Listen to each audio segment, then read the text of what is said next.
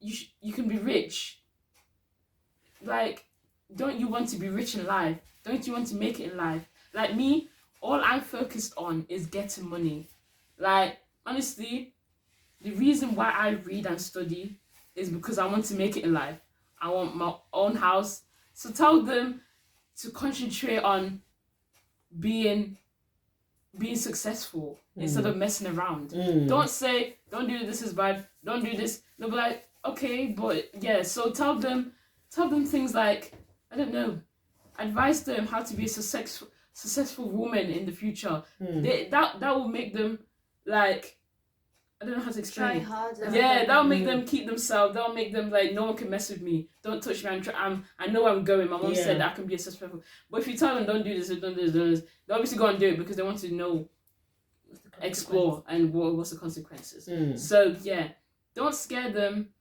Just advise them, and please, parents, please, if you are a Nigerian parent, African parent, and you're planning, or you want your you want your child to go boarding school, please start at year 7. Do not, if you feel like you want your child to go back to their country to study or to learn lessons, don't take them in the middle of secondary schools. Take them at the start. Because if you take them, I went to boarding school and I went in the middle of boarding school and it did not cooperate at all. Because there's two systems with my head, I don't know, environments were in my head, and it didn't go. I didn't know how to write notes. It was so if you're planning to take your child to boarding school or go back home to study or to learn some lessons and learn moral and so many lessons, take them at a young year 7, the start of secondary school. Don't take them in the middle of secondary school, because it would mess your child's brain up. It would make them so confused, so stressed. They would not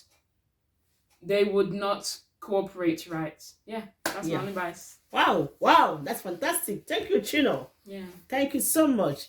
What advice can you give to parents watching these videos, guys? I think my advice would be that some parents should give teenagers, especially girls and boys, some space. For example, many parents, they want their child to always open up, to talk with them, and to know, they want to know everything that's going in their life. But what they don't understand is that sometimes there are no words to explain what's going on. Like, some teenagers would just get stressed and be under a lot of pressure, and they just need like some alone time to sort everything out, because sometimes you don't need no one to tell you or give you some comfort. All you need is to sort yourself out, pull yourself together, and just think how you can, I don't know, like, go up and just make it, how you can do things Work better. it out. Yeah, like, some people would just go through a lot in their life, and the parents, they want to get involved, but what you need to do is just give them some more space, let them figure it out on their own, and they eventually gonna come to you and talk to you, because they know they can trust you, they'll always love you. Like, even if they get angry and scream at you, I hate you, they don't mean it at all. They love you. Like, they know what you go through, and that you work hard enough for them to, like, for example, my parents are the worst. I live with my mom, and I know that I can trust my mom and that I can tell her everything, but it's just sometimes it's just too hard to explain stuff, what's going on. I just have to like think, because no one knows me better than I do. And it's just like, some parents, they just have to try to understand and give less pressure because even though it looks like we do nothing, we actually, in our minds, we actually do a lot, and we try to work a lot of stuff on our own, because it's just our minds preparing for the future when we're gonna live as an adult, and we're gonna have our own life, and we're gonna have to make choices on our own. It's just like how life works for a teenager. Wow. Thank you so much, Kesta. That's very interesting. Then finally, the last but not the least, Chelsea, would you advise the parents watching this video on how to manage their children or girls at teenage time?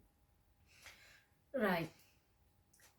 When a child is a teenager, that's the most difficult years of life, because then they're going through school, they're going through hormonal changes, they're going through different people that are there's different type of people that you are rude and stuff like that. So when the child's coming home and you keep nagging at them and keep telling them to do this and do that, you need to give them, like Oscar said, give them space again, give them time. Like also what Ian said, they can rebel, like you could keep them isolated in your house, but once they go outside the house, they are free, they have freedom, you have no control over them, so they're going to go into advantage and do whatever they want, but you would not even know. So yeah, just give them space. And yeah, I forgot. Okay. Just be more patient. That's space. Oh yes, I used to have another one. Okay, carry on. If you're talking to a teenager daughter, if you have a conversation with her and she tells you something, please do not go to, even if it's your sister, your family member, or chat about her situation, because she came to you thinking you're going to keep it as a secret, and it's a one-to-one chat. So I don't think you have any right telling how your daughter feels about life or what she's been doing, and go telling your sister, or go be telling a friend, because that one-to-one is between you and your child. It's none of your sister's business or your family friend's business. They've got their own issue it's none of their business. One-to-one means private talk, nothing to do with, please do not go telling family members, oh, look what my child said, or Gino said this, what should I do? But if you want advice, you go to someone that, if you don't know, if your daughter goes to you saying, Mom, I feel this, man, you don't understand what she's talking about. Yes, that's when you have the right to go to someone else saying, oh, can you please advise me? But do not go to your sister saying, oh, guess what my daughter has said to me today, or a family friend, guess what my daughter, it's none of their business. It's a one-to-one talk, private talk. End of. That's it. Wow. Thank you. Yes. Also linking back to how we're teenagers and it's been a difficult period of life, that's also the time when the devil likes to kind of let his way into the child and make the child become somebody who it's not. So you need to make sure that your child is protected, that they know their worth, and make sure that even though they go to school and they're like, oh, Mom, I'm going to fail, tell them you're not going to fail, you're going to be absolutely fine. And even if you do, there's other opportunities for you. They work out. Yeah. Don't just say, oh, well, you can resit it again, or well, they can, but no, there's some parents that say, oh, you're going to read your books more, more. Because that's just like saying, oh my gosh, I can't take this no more. They're just going to hate it. And that's when they lower themselves down and down. Then the devil's like, hello, since you think you're worthless, I might as well just come and take you. So, yeah, just you need to watch out and make sure that your child feels loved and that there's always an opportunity and a way out for them in anything. And linking to what she said, make sure that you have a really good relationship. Because if you do not have that bonding love, that good relationship, they will go looking for that relationship to a stupid boy A boy. Once they get connected to the boy, you will barely see your daughter. You will barely see. Once she gets connected, she will not tell you anything. She will be on her phone. She'll be in her room every day. She will not come downstairs. She will not eat. You see, she will go outside every day. Wherever you see, if it's snowing, she don't care. She'll go outside. So, and then even if she was a boyfriend, you don't know what that type of boyfriend she has. Because most of the boys nowadays, they're not serious at all. And finding love at this age is not right. It's not right. You're not gonna get married at this age. The reason why girls nowadays, our age girls, find love to one stupid boy is because they don't have that friendship with their mom or dad. No one cares about them in their family, and it's not even that. They just want to just want. Some people, yeah. But some people just this one they want to be in the trend. Yeah, like it's like having a boyfriend, you know. I want to have it's a trend. It's not trend. Yeah, to boast with it. To boast with it, basically. That is precious, then. Yeah, basically. Meeting up. Yeah. And the more you keep for girls, the more you keep yourself in line, so you've never had sex and stuff like that, the more precious you are, the more the more precious you are for later on, because if you've done everything at this age, exactly, what are you gonna enjoy? I know. Exactly. You've done everything in your life. You need to wait till it's not that hard to wait till marriage. Yes, enjoy being really pure. Yes. Yeah. Else to say. Yeah. So, if the parent has saw the child since the early days good, and was paying attention to its growth and what the parent is teaching to its child, then the parent shouldn't be really much worried about what kind of person is going to turn out, especially while going through when you become a teenager, because that's when many things change, and many things also can change you. So you just have to be there and watch out. For example, if your child finds new friends and them friends are bad influences, then your child is going to get attached to them and going to become something like them. So you just have to be there and just pull that child out of that, to keep them and explain them of what's happening, and just be there at every step of their life as long as you can. And also, when you become a teenager, you come to understand more things than you did in the childhood, like about beneficial life and how money works, and how, for example, outside the school and around the world, how everything goes around, and you learn that from your surroundings around you, and from social media, and even books or journals and people. But if you're gonna be there for your child, if you're gonna have that good relationship with your child, then you have nothing to be worried about. You build a trust. You're gonna be like an angel that's takes care. Wow, fantastic. I think I enjoyed the last bits of this, really.